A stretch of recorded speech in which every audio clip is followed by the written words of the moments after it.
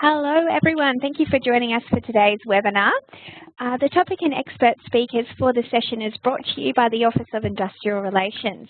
The Office of Industrial Relations is committed to driving initiatives across the whole scheme that improve safety, well-being and return to work outcomes for both employers and workers.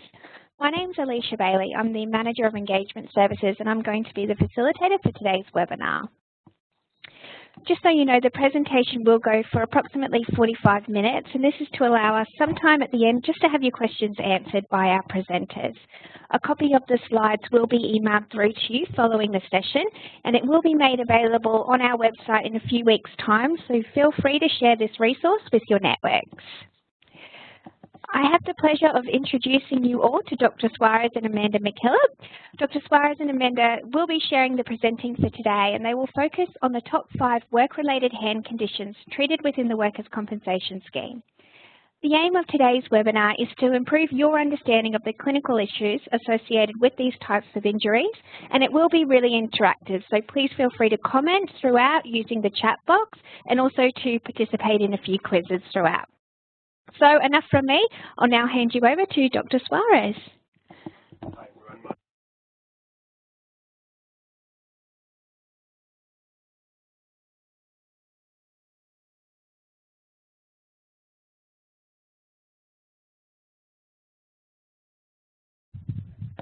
Hi everyone, my name is Amanda. I am an occupational therapist.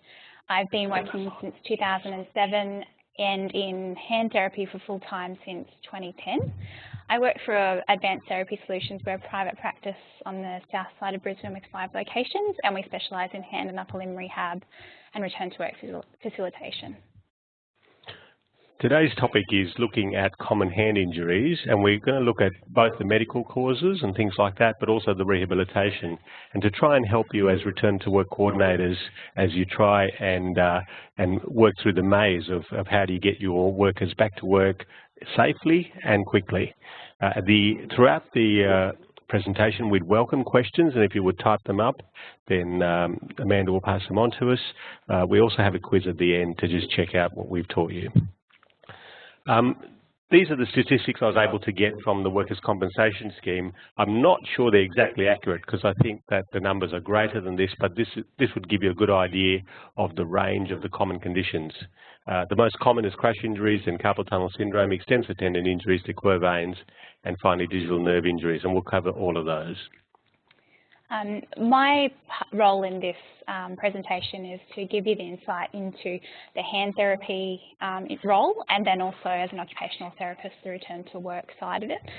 What's really important, and I will say it over and over again, is that there is no one-size-fits-all model, and everyone is different, even down to the fact that even the same person with the same injury on both limbs, each limb can respond differently.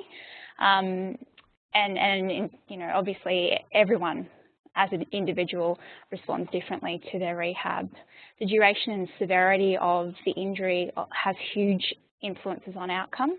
So too do individual factors such as genetics, their coping styles, their pain tolerance, and their participation in rehab are just a few considerations. Also, really importantly, is the workplace culture and how supportive the employer and colleagues are, and then also the availability of duties and whether or not these are in fact suitable. So let's look at crash injuries.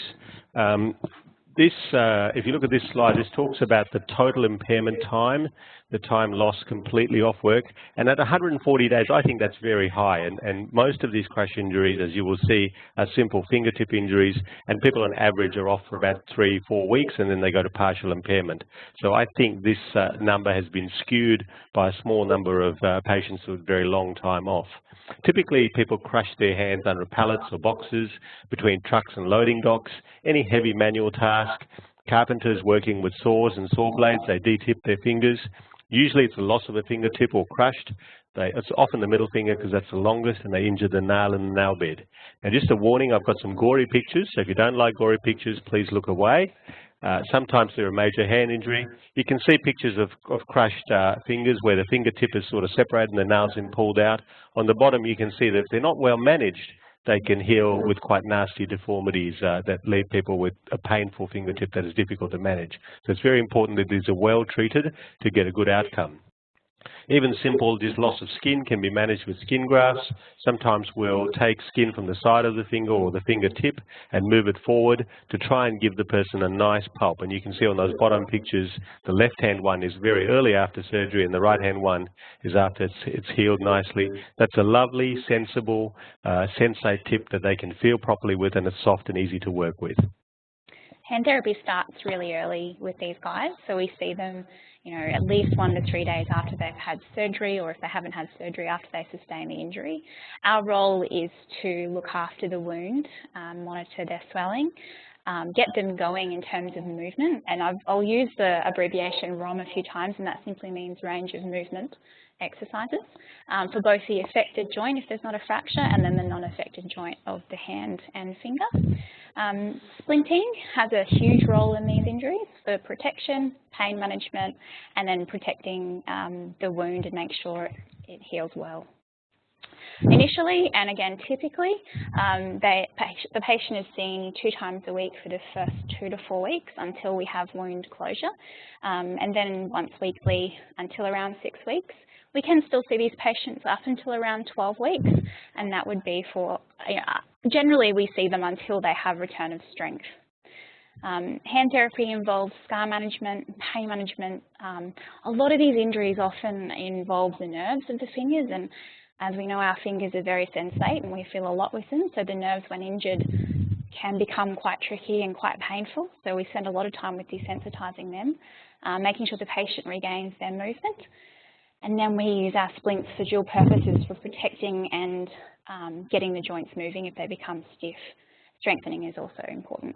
So these are initially the types of splints that you might see for a thumb or a finger crush injury to protect it while it's still healing. And then once the joint, so this may be 6 weeks down the track, if they've got ongoing impairments of the fingers, so if they have contractures or cannot move the finger fully, we get a bit nasty. For return to work, typically, so not one size fits all, but this is what we see standardly. Once the wound is closed, they're generally okay to go back to work on suitable duties, and this is usually around 2 to 4 weeks, generally.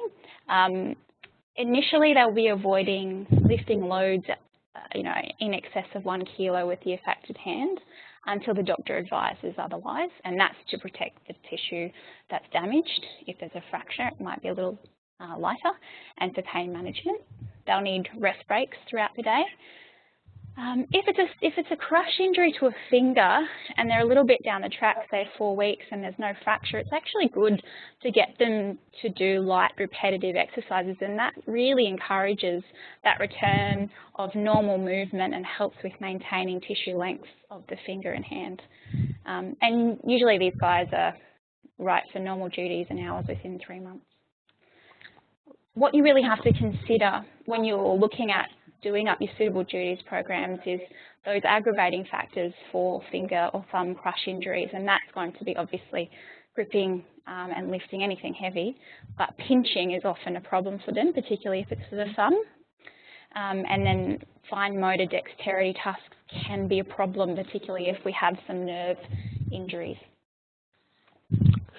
The next topic we're going to talk about is carpal tunnel syndrome, and again here I think that the number of cases listed under the scheme of 258 is very small. I would expect it to be more like 500 to 600 or even 1,000 per year. The good thing about these is that they have a 95% return to work rate. They don't have much time lost. Again, most of my patients will be back after a total incapacity of only 2 to 3 weeks, and then they have partial incapacity of a further 4 weeks. So what is carpal tunnel syndrome? In our hands we have a nerve called the median nerve. It travels down the front of the wrist. It travels under a ligament at the base of your palm, and it's squashed in a very tight space here, and there are 9 flexor tendons that are squashing this nerve under this tight ligament over here. Patients typically describe pins and needles in their hand at night. It's worse with driving. It does get worse with age, and so in the 40 and 50-year-old age group. It's also worse with menopause and people who are hypothyroid.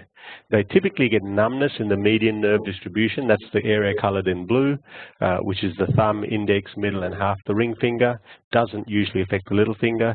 They can get wasting of their thumb muscles as well. Typically, we test for it by a thing called Tinel sign. Tapping on the nerve gives them an electric shock, and they feel like pins and needles shooting in their fingers. If you bend their wrist back so that the back of their palms, hands are facing down, they will have, it'll bring on the pins and needles.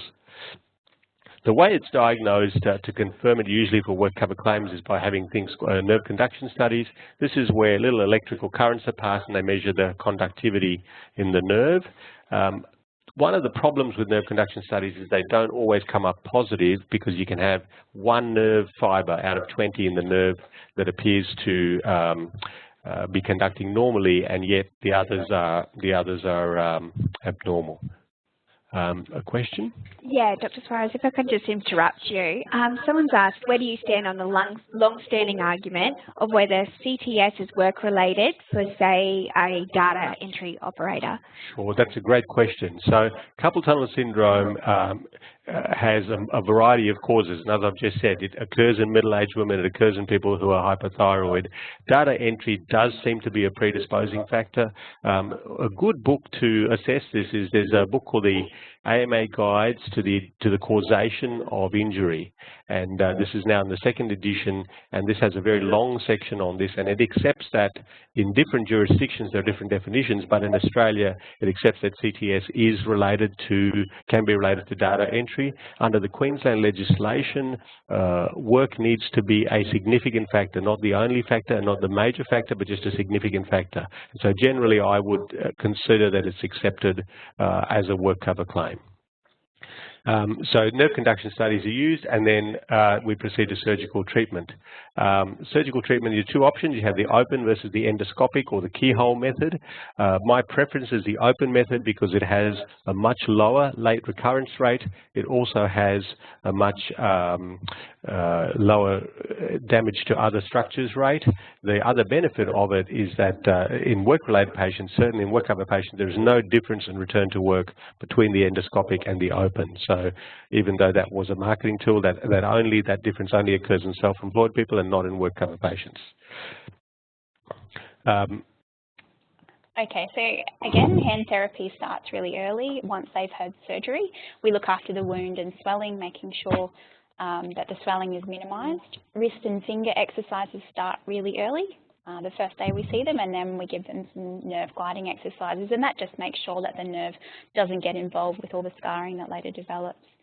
Initially, we see these guys typically twice a week for the first 2 weeks, again until the wound is closed, and then usually once a week until 6 weeks.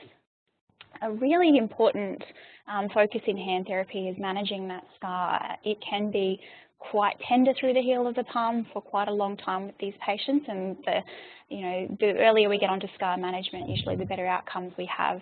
We also look at stress loading programs, and that means we're just getting the hand used to having loads through it again and then getting that strength up to scratch, and that usually is started around 4 weeks post-op. A lot of things do need to be considered when we're looking at recovery from carpal tunnel syndrome. Everyone knows someone who's had carpal tunnel syndrome. I think all my patients come in and they've known someone who recovered in 2 weeks or recovered in 4 weeks. It's all very different, and they all seem to have a bit of an opinion. But the length of symptoms are very individual. It really goes by how long you've had it before surgery, and then there's a lot of genetic factors as well. Paresthesia, which is a medical term for numbness, tingling, pins and needles, and scar tenderness are common throughout the recovery phase. And we need to allow the nerve time to recover, and in fact paresthesia can be present for up to 12 weeks following surgery, and we allow 12 weeks as the norm to accept that they will still have some carpal tunnel symptoms. The development of pillar pain, which is that tenderness across the base of the hand, at the heel of the hand, is quite common and can be around for even up to 6 months. But we do encourage, it's not something that's limiting, we do encourage them to push through that, and that's actually beneficial for their recovery. Can I just pose to both of you, I don't know who would be most appropriate to answer this, but one of our participants has said that one of the main barriers they find when someone has actually hurt a finger is being able to get them back to work, particularly in cases where the employee could actually use the other hand, or they've even suggested using their feet to complete a task. So what is your opinion in terms of actually giving time off? Generally, if someone's got a wound and it's very painful, I'll give them the first 10 days off. But my common practice is that people go back to some form of suitable duties at 2 weeks, and they would start doing that because that gets them integrated back into their workplace. They're seeing their friends, and they don't stay at home and get depressed instead. It's very important that they start using their hand, their injured hand and their normal hand. We will always put a splint on their injured part of their hand so they are safe. We will protect them and we don't put them at risk, but they can still use their hand, and that's very important. If they tend to hold their hand protected in what we would call the injured bird posture, where they've got their arm tucked up against their chest, then they actually have a very bad outcome. They end up with a very stiff hand that doesn't do well. And so it's important that they're using the hand every day. Just to give OTs a bit of a plug, this is where getting a health professional into the workplace is really helpful. For one of the main reasons being they take our opinion, they hold it quite highly, and if someone like an OT goes into the workplace and says, no, actually, you're okay to do this, it really does help with their confidence and getting them back to work a lot earlier. And speaking of that, continuing with carpal tunnel, I've kind of broken it up into 2 types of workers, that being the administrative office based, and then later the heavier. I'll chat to you about that in a minute. Typically, once the wound is closed, these guys are okay to get back to work fairly early, around 2 weeks. Gradual upgrade to normal duties and hours, typically, over 4 to 6 weeks in surgery. And initially, they'll want to be avoiding lifting loads, with that hand over 1 kilo until at least after 4 weeks when that scar has settled in. The thing with these guys that we need to consider when going back to work early are the static resting postures, particularly when you're typing, having your heel resting on your heel of hand resting on the desk. They will have a limited endurance for repetitive tasks such as typing. It's not a nice procedure to go through, so there is a lot of pain and swelling. Typing is actually good for them, but a lot of typing isn't. They will need breaks, and this is where return to gradual hours is helpful. The heavier occupations, again, typically, it depends on what is available. If there are some lighter, more supervisory, we get them back at around 2 weeks. But if they're going to be required to do some manual handling, at least until after 4 weeks. If so, looking at usually around 2 kg lifting limit initially. This is very dependent on where they are, obviously, and how they're going at the time, with gradual upgrade to normal by around 8 to 10 weeks if they're in a really heavy role. A lot of considerations include bilateral versus unilateral. That means, have they had both hands done or just the one? Do they cope with pain, and how are they healing? Individual factors, so how heavy has the scar developed, and the type of availability of suitable duties. Occupations involving vibration will be particularly aggravating to these patients. So if there aren't a lot of duties that avoid vibration, they might be off work a little longer, or might take a little bit longer to get back to normal. So too, those that work in confined spaces or at heights, and if you're crawling around on your hands, that's quite painful for these patients. And then if they're having to support themselves on ladders and have full strength of the arm, it's not recommended they go back until they're fully recovered. Thank you, Amanda. We're going now to extensor tendon injuries. These have a very high return to work rate, and they also have a very short time loss, as you can see. So that's a picture of the extensor tendon looking at your hand, starting from the tip of your finger to the middle knuckle, to the central knuckle, and then onto the back of your hand. And you can injure the extensor tendon at all of those various spots with the blue arrows on your screen. The bottommost one is known as a mallet injury, and then at the PIP joint or the MCP joint, which are the two knuckles in your hand, and then over the back of the hand or the back of the wrist. A mallet finger typically is where you've been struck on the end of the finger, and typically this is often a sporting injury, but it can occur in a workplace as well, where you strike your finger directly against a hard surface with a direct blow. The key question here is you need to sort out whether this is a tendon injury or whether a piece of bone's been pulled off, and the only way to diagnose that is with an X-ray. Please X-ray, get every mallet finger X-rayed. They can be managed without a surgery by placing them in a splint. In the splint, if it's a bony mallet, so when I say bony mallet, we mean there's a little fracture involved. They're in a splint full time for 6 weeks, and if it's purely the tendon that's come off the bone, they're in a splint for 8 weeks. And then with return to work, we often recommend wearing the splint just for protection for another 2 weeks with most people.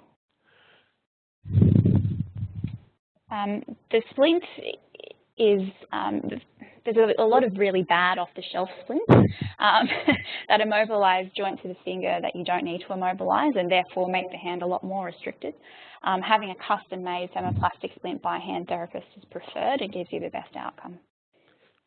So just some examples here. You can see there's a bony mallet injury where pieces of bone's been pulled off, and then by putting in a splint, you bring the finger to join up the piece of bone, and you would consider surgery if that doesn't heal on or if the deformity remains unacceptable. This is one of the surgical methods. There's a cute little plate made of metal with a screw, and as you can see in the top picture, it holds the bony broken piece back in place and it allows early movement. If the tendon's been pulled off and it hasn't healed properly, sometimes we reattach it by using an anchor, much like you would use a wall plug at home, and with an anchor and a suture, and tie the tendon back in place. Going further up the finger now, if you have cuts and tendons, sorry, gory picture warning again, you can repair those by stitching the tendon, and then it's very important that these are protected because even though you've put stitches in the tendon, it has to heal with scar formation, which takes probably 12 weeks to be about 80% strength, and that's where Amanda and her team come in with very important splinting and controlled exercise. Hand therapy starts really early again. It's really important to get, if it's a mallet, get this finger properly supported early, and then if they've had surgery to repair the tendon further down the hand, we want to get the tendon gliding safely. We look after the wound and swelling. Now, in terms of splinting, we mentioned before about the mallet finger timeframes. So just to recap, your patient will be looking at having a splint on, or sorry, your worker will be looking at having a splint on their finger full time for 6 to 8 weeks, and then potentially for another 2 weeks at work. We see these patients twice a week initially for the first 2 weeks usually for wound, swelling, splint check and range of movement exercises. This is again just a picture of the type of splint that someone with a mallet finger would have, and you can see that really only one finger is affected, so they can use the rest of the hand and thumb. This is going a bit further up the finger, so they would have, and I apologise, this slide is actually wrong, just ignore weeks 0 to 4 and weeks 5 to 6, that shouldn't be there. This is actually the set of splints that the patient would have for the full 6 weeks. The first one on the far left, they wear during the day, full time, and then they come out hourly to do their exercises. And that's really important that they're awarded that time at work, and it will only take a few minutes, 5 to 10 minutes, to do hourly exercises, and this makes sure that the patient isn't left with a finger deformity. Amanda, can I just ask you, are you familiar with nerve wraps, and do they get used often in the treatment of CTS? Are you aware of that type of treatment? A nerve wrap. So a nerve wrap is a surgical device that is marketed by some companies with the goal of preventing scarring around the nerve. There is no real data that needs to be used in a normal carpal tunnel syndrome. The only time you would use one is in a situation where somebody's had a major injury with lots of scarring around the wrist, then it has a beneficial role. It's also very, very expensive, and there's no data in the literature that says that it does any better. Okay, and then moving on to the laceration to the back of the hand. So anywhere below the big knuckles on the back of the hand, they will require a 2-part splint. For the first 4 weeks, they will require a splint that goes around the fingers of the hand, and it props up the finger that has been injured, and there'll be a wrist splint for 4 weeks. Des is just pointing that out for me. And then for the weeks 5 to 6, we stop the wrist splint, and then they're just in the hand piece only. And if you have a look at that picture, under 5 to 6 weeks, the fingers of the middle and the ring fingers have been affected. And that splint, when you go to make your fist, prevents those 2 fingers, or whatever finger has been affected, from fully bending and therefore protecting the tendon repair. In terms of return to work, and I've just discussed these guys as a whole, so including mallet and finger and hand lacerations. Usually these guys are in a splint for at least 6 weeks. And when they're in a splint, they really have minimal use of the hand, unless it's a mallet. A mallet, they have a lot more freedom. They're usually okay to go back on supervisory duties pretty early. And if you could get them into some admin role, light repetitive duties such as typing, mousing, sorting, paperwork is okay. For lifting limits, usually it's around 1 kilo or less until the doctor advises. Gradual upgrade to normal hours and duties, within 3 months. If the patient has been away for longer than 6 weeks, we also then have to consider overall deconditioning. It doesn't take long for our muscles to waste away, as I'm sure you're all aware. So that's really important when getting someone back to work. If they've been off longer than 6 weeks and suddenly they're cleared for normal, just being careful, risking other soft tissue injury that's non-related. The risk factors for these guys are, and imagining the affected finger, if you push against it when you go to straighten it, that is the major risk factor for return to work. And you don't often find yourself in that position, but getting the finger caught will be a risk factor and something you need to consider when you're giving them or coming up with your light duties program. For the hand lacerations, so for the ones where you're in the 2-piece, so the hand piece and the wrist splint, again, the wrist will be immobilized for 4 weeks, and then they'll have the hand piece only for another 2.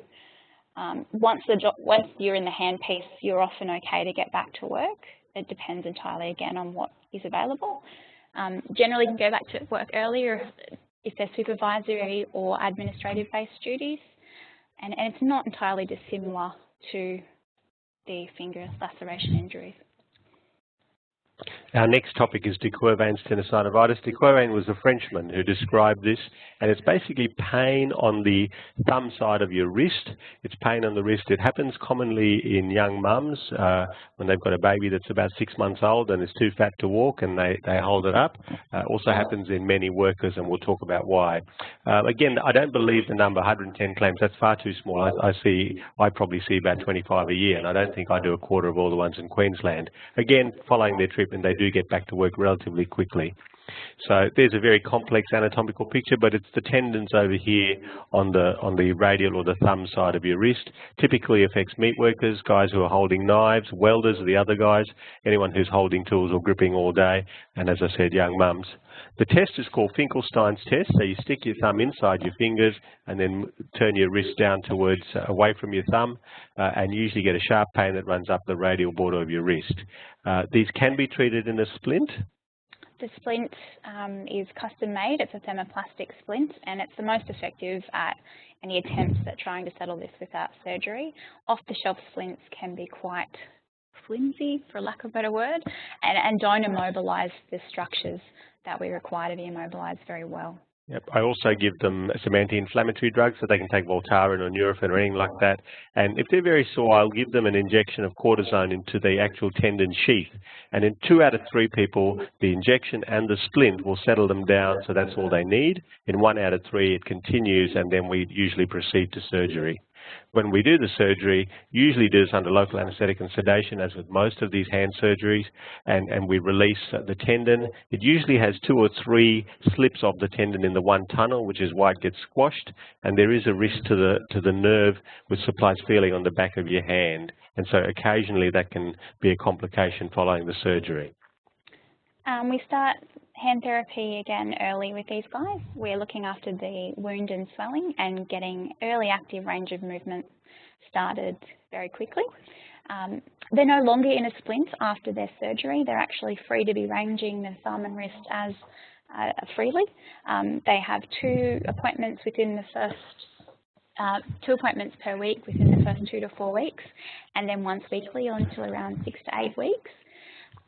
After about 4 weeks, our hand therapy focuses on scar management and desensitization. There's actually a nerve that runs very closely to the incision, and the site can actually be quite sensitive for a few weeks to months after surgery. We advise our patients at home and at work, obviously, to avoid any kind of provocative task for at least 4 to 6 weeks, and then commence re-strengthening after 6 weeks. Return to work considerations. A lot of these guys seem to be office-based, with mousing being one of the major dramas. And I'll get onto that a little later. Typically, after surgery, they're right to go back pretty early, around 2 weeks, and we're looking at gradual upgrade to normal hours and duties over a 4 to 6 week period. You want to avoid those heavier lifting tasks initially. Talking about mousing, so mousing is often a problem because a lot of people do that side-to-side action and wrist deviation with mousing, and that is a major aggravator and maybe perhaps even a cause of the Quervains. Typing can be a problem, and we're more so looking at poor mousing and poor typing posture. So if they've developed unusual typing or mousing habits, and then obviously gripping, lifting and carrying tasks can be an issue. Can I just interrupt you guys? If someone has actually sustained damage to the nerve, what are the chances of a full recovery for that worker? So depending on, we're going to come to nerve injuries as the next topic, but if you're talking about damage to the median nerve, like in carpal tunnel, it usually just gets squashed and it almost always fully recovers. If somebody actually has a cut to a nerve, so a sharp object has penetrated the nerve, then we repair it, then it does heal, but you don't get healing as good as what God gave you. You have slightly less feeling. So, for example, you can tell 2 points 5 or more millimeters apart instead of 2 millimeters apart. So it feels slightly different to normal, but it's safe. You won't burn yourself, you won't hurt yourself, you won't injure yourself. But we're going to cover that in the last topic. Continuing with the Quervains, for those workers who are in heavier occupations, they go back to work a little bit later for obvious reasons. 2 kg lifting limit initially or thereabouts, with gradual return to normal, typically by 8 to 10 weeks. Again, we have to consider, have they had the one hand done or both? We do often see both. Pain and healing, how are they going with managing that? Individual factors, and then again, type and availability of suitable duties. How reliable and valid is Finkelstein's test? It's a very good test. It's very, very accurate. So it would be positive over 90% of people. If they don't have Finkelstein's test, they don't have the Quervains. Okay, and return to work considerations for those with the Quervains going back to more heavier roles or more manual handling dependent roles. You just have to be careful about that wrist side-to-side action, so that wrist deviation, almost the queen waving action, and again repetitive pinching, because the thumb is really involved in this. Okay, and now our final topic is digital nerve repair. Again, I think there was more than 100 in Queensland last year because the nerves on the hand get easily cut. A small penetrating wound anywhere on the palm, you must think of the nerve. Again, these do return to work fairly early in a splint and then with function. So on the picture here, you can see the structures in yellow are the nerves, and you have a common nerve, the median nerve at the wrist, and then the ulnar nerve on that side, which hasn't been drawn in. It then splits into little branches, and you have one nerve running on each side of each finger to supply each finger. And so each finger has two digital nerves, one on each side of on the palm, and that's where they get injured because they're the first thing directly underneath the skin. When patients have had an injury to the digital nerve, they'll describe their finger as feeling numb or different. They might describe pins and needles. And so any worker who's had a cut on the palm of their hand with a change in feeling of the skin should be explored. They need to have this checked out, and it needs to have microsurgical repair to try and put the nerve ends together. When we stitch them together, they don't heal instantly. The nerve still has to grow back, and it grows back from the point of injury to the end of the finger at 1 millimetre per day. So somebody who's cut their palm of their hand, it might take them 3 or 4 months to get full recovery. Do you think there could actually be a false positive in Finkelstein's test due to the flexibility of the wrist? Is that reasonable? No, so people with very flexible wrists are more likely to get tendonitis because they tend to put their joints in such crazy positions that they do stretch the tendons. But Finkelstein's test is very, very sensitive and very specific for de Quervain's. Yeah.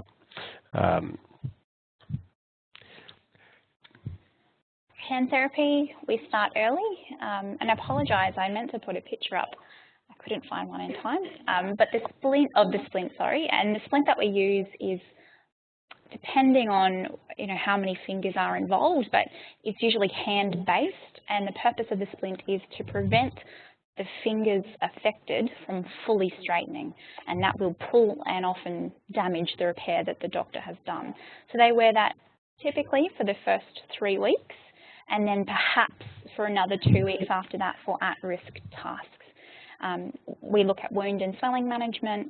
They actually can fully flex in the splint, so they can get their fingers all the way down in the splint and use the hand lightly, but they're not able to be gripping forcefully. And we usually see them twice a week for the first 2 to 4 weeks. Once weekly then until about 6 to 8 weeks. These patients often have a lot of pain. As the nerve recovers, it recovers too much and it feels too much. And a big part of our job and the patient's job at home is to work at that nerve recovering by touching and exposing it to different sensations and really helping to normalise that nerve, which does take a while. We look then at making sure the surgical scar doesn't become a problem in terms of range of movement, and then add some graduated strengthening after 6 weeks.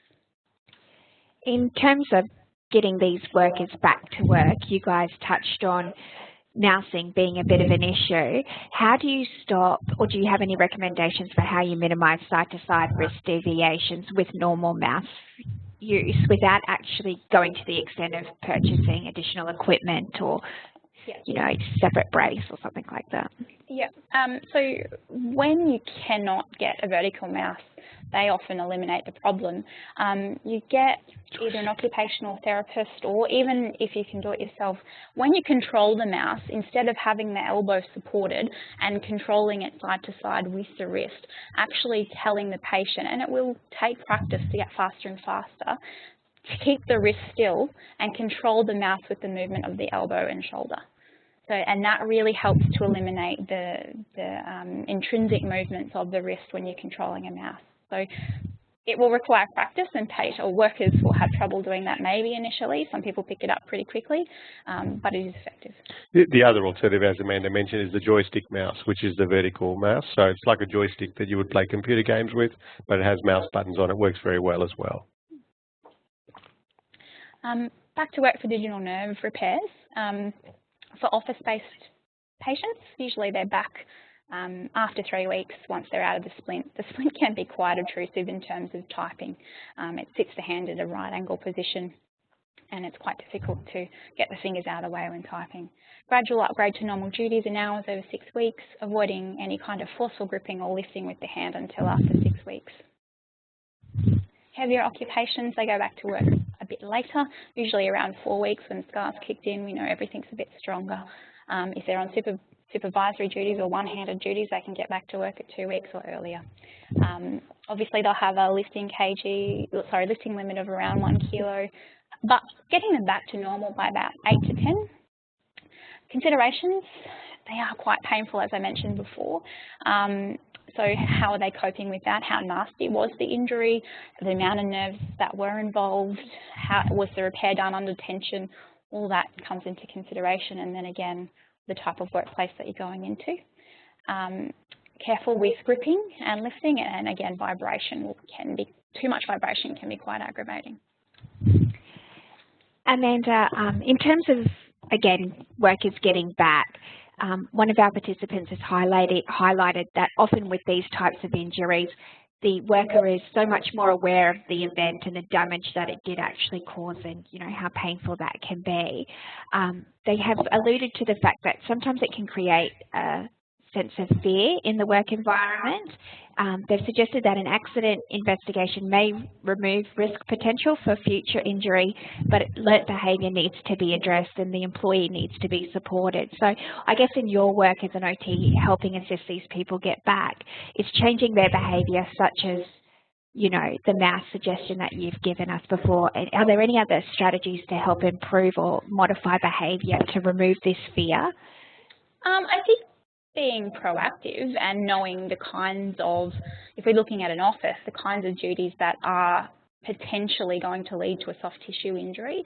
So just giving them basic information on ergonomics is a really great thing to do, and letting them know that we can't actually work, and I might get shot for saying this, but we can't work at maximum speed for 8 hours, 5 days a week without suffering some sort of soft tissue injury down the track. So, do incorporate some breaks throughout the day to get up, stretch, have a bit of a walk, and then, do some upper limb stretches, wrist back and forth, neck side to side. Is that answering your question? Yep. I think that's the key thing for any employer, is thinking about task rotation. Okay, if you want somebody to type 8 hours a day, buy a robot. But people can't do that 8 hours a day non-stop. They do have to stop. They do have to go to the toilet. They should stretch every now and then, and they should do different tasks. So do a bit of typing, do a bit of filing, do something different. Makes a great deal of sense in terms of saving and preventing injuries. Yeah, I agree. Going back to digital nerve repair, just one way that we can track the nerve recovering in hand therapy is by mapping it. And this is a little filament test where we have little different thicknesses of filaments, and we get the patient to tell us when they detect it. And it just tracks the nerve recovery. So that's 1 month. And it's such a very slow recovery. So it's often a good way to see whether it is improving and how quickly. This is actually the map of a young lad who crushed his finger on a truck loading dock, and the skin, and it was pretty nasty injury. And I actually went back and grafted the nerve, that is, put a tube for nerve to grow back down as a secondary procedure. And this was his recovery, as Amanda was tracking it over some months. Overall, finally, when people have had an injury and they've completed all their treatment, one of the terms that's used in the work cover situation is when they're stable and stationary. So most people get fully better, but some people don't get fully better, and they have a permanent impairment. That is, they've lost some function. And in the legislation, there's definitions for these things, and stable and stationary means that their function has not changed in the last 3 months, so they haven't gained any more movement or gained any better function or feeling in the last 3 months. And at that point, under the legislation, if they're not changing anymore, they have still lost some function, their injury is considered stable and stationary, and they get assessed for permanent impairment. What have they lost? We use, in the legislation, we use the American Medical Association guides to permanent impairment, and these are assessments usually done, and then the patient can be awarded a payout under work cover as a compensation payment. So that's just for your information as well, one of the final outcomes if they don't get fully better. Overall, thank you very much for your interest and your questions and your attendance. If you have any further questions, please send them in right now while we'll run through some quiz questions to see what you've understood. Just if you need to contact either Amanda or myself, that's going to be up on the screen for you, and feel free to contact us if you'd like advice. We're very happy to help. So if you have a patient with Quervains, what types of tasks should you avoid or minimise when returning to work? Now, I've been told that you can type them into the top right-hand box, and we'll give you about 30 seconds to a minute to see what you come up, and then we'll put up what Amanda thinks is the right answer. And if no one responds, it's my fault, because I've come up with these questions and I've made them too hard. She's very mean. Anyone still awake or out there?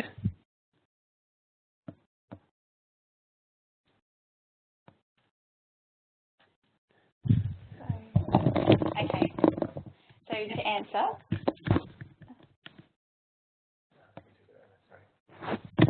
So we're looking at that repetitive wrist deviation, the queen waving repetition of the wrist, repetitive thumb movements, repetitive pinching, and looking at their typing and mousing postures and correcting them where possible.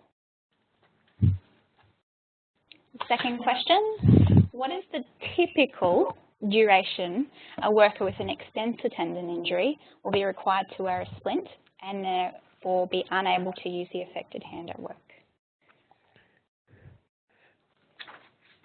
We need some elevator music for this time, don't we?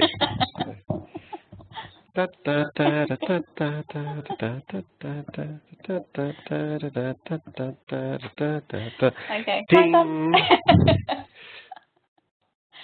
Okay, so going back to those splints that we had a look at before, most will be in a splint at some way, shape or form for 6 weeks, a little bit longer for a tendinous mallet, and then also as a tag-on answer, some of these patients then also wear it for an additional 2 weeks on top of that for if they're in a particularly risky job. Question 3, name some tasks that would typically aggravate a patient who has carpal tunnel syndrome and therefore should be minimised or avoided with return to work.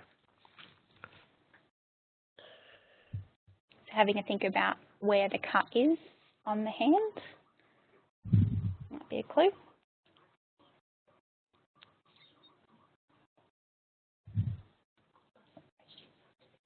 Okay. That's the last one, I think. And so static resting postures at the heel of the palm, vibration, working in confined spaces or at height, and then forcible tight gripping. If you don't mind, guys, I might just cut us a bit short. Only because we've got a few good questions and I really want to take the last couple of minutes to try and squeeze them in. The participant has identified that they mainly see hand injuries in the construction industry, I guess, due to the types of tasks that these guys do. They have alluded to a bit of a stigma being in the construction industry that there is no such things as light duties in construction. Have you, I'm probably aiming this more at Amanda, have you actually seen light duties within construction, or have you any experience sort of in return to work, rehabilitation of these types of injuries in the industry? I regularly get workers telling me that there are no light duties in my job, and I say, that's fine, that's okay, we'll find you host employment where you're doing something else, so we'll find you light duties in that way. It depends. In construction, there are plenty of light duties. They have spotters all the time, guys who stand there with a stop-go sign, or guys who stand around looking at to make sure that the crane's working safely, or to make sure that something's not going to fall on someone's head. So there are plenty of options for that role. People need to be able to drive to work and back, so we need to think about their hand. Is their hand safe enough to drive? But once they are able to drive, then certainly I think it's always good to get them back into the workplace, because it's good for their mental health. Yeah, I've been out to a few work sites and often, you know, presented with the front that no, there's no duties available, but they can often fall into the trade assistant role. They won't like it, but they can do some, you know, grabbing some stuff for the other employees. General tidy, again, I'll hate doing that, but that's always available. And just the light sorting of maybe a storeroom, or you know, helping with setting up or packing away some construction at the work site. So there, most of the time we can find something. Just going back to treatment options for these types of injuries, and you have reiterated many times that there is no one-size-fits-all. So please let us know if you can't give a definite answer on this, but is there sort of any recommendation in terms of how many cortisone injections are usually required to treat these injuries? How many would you determine is not effective for the patient? So typically that's with Quervains or trigger finger, and we haven't talked about trigger finger today. If somebody gets an excellent outcome from the first cortisone injection, and by that I mean that they've got 4, 6, 8 weeks of really good relief and then their symptoms start to come back, then it's worthwhile giving them a second one. If they didn't get much relief from the first one, it's unlikely to help again. Okay, with the Quervains, usually I say to people, if you got good relief for the first one and then your symptoms came back, I might give you a second, or after that it just go on to release, because otherwise it just goes on and on and on. Now the exception to that is somebody who's pregnant, for example, who doesn't want to have an anaesthetic while they're pregnant. So we care for the baby, care for the mum, and we get them through that pregnancy and then deal with it after then. Just to add on to that, cortisone injections do two things. They numb the area and then they inject a steroid, which helps with reducing inflammation and healing. So often when people get an injection, they can't feel pain anymore and they feel, great, I'm going to get back to everything normally. But as an extra kind of precaution, quite effectively what works with the Quervains as an example is we do splint them for 2 weeks after getting an injection, and that just helps to make sure that the structures affected are in fact immobilized and rested. The cortisone is then able to do its job, and then in 3 months' time we don't usually see, when the injection has worn off, any return of symptoms, or unlikely, because they've had that rested period. It just makes it a bit more effective. Okay.